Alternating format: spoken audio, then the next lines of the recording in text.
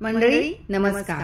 व्यक्ती जे पण कार्य करते ते त्रिदेव आणि नवग्रहांच्या प्रेरणेने करते.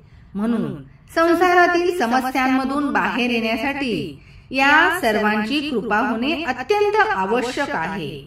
हा मंत्र त्रिदेव आणि नवग्रहांची कृपा आणि आपल्याला जीवनात शांती मिळण्यासाठी रोज सकाळी म्हणला जातो.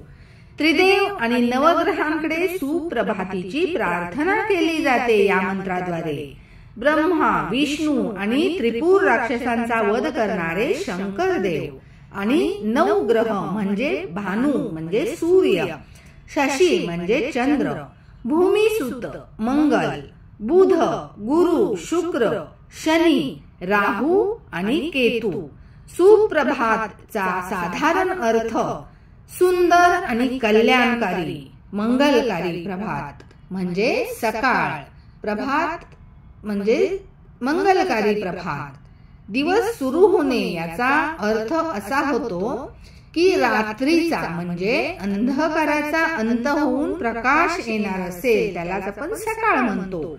जो जीव ही प्रार्थना करतो तो अंधकारामध्ये फसलेला अडकलेला आहे, परंतु सकाळीच्या चाहुलीने प्रकाशाची स्पष्टता त्याला होते. प्रार्थना करणाऱ्याला माहित आहे की ही सकाळ म्हणजे एक संधी आहे अंधारातून प्रकाशाकडे जाण्याची, स्पष्टता मिळण्याची, ज्ञान मार्गावर अग्रेसर होण्याची. अशी सकाळ रोज येते, पण आजची सकाळ सुप्रभात होण्यासाठी त्रिदेव आणि नवग्रहांकडे ही प्रार्थना करणाऱ्याची प्रार्थना आहे. व्यक्ती नवग्रह आणि त्रिदेव यांच्याकडे सुप्रभातीची मंगल कामना करतो. या प्रार्थनेद्वारे, या श्लोकाद्वारे हा श्लोक पुढील प्रमाणे आहे.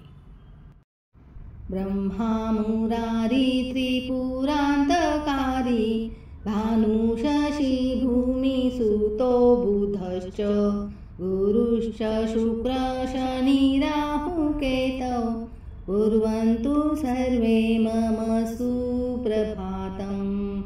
भृगुर्वसिष्ठ कृतुरङ्गिराश्च मनुकुलस्य पुलहश्च गौतम रैभ्यो मरीचिश्च वनश्च दक्ष कुर्वन्तु सर्वे मम सुप्रभातम्.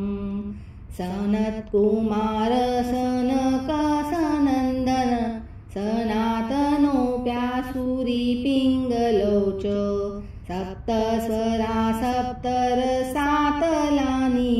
कुर्वन्तु सर्वे मम सुप्रभातम्.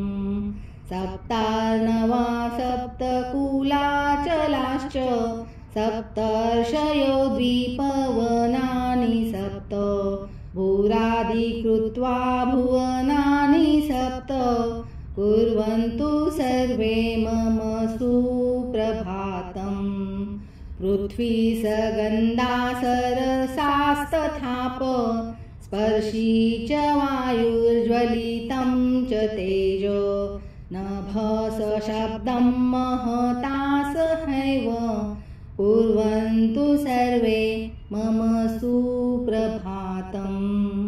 इत्थं प्रभाते परमं पवित्रं पठेत् स्मरेद्वा शृणुयाच्च भक्त्या दुःस्वप्ननाशस्त्विह सुप्रभातं कुर्वन्तु सर्वे मम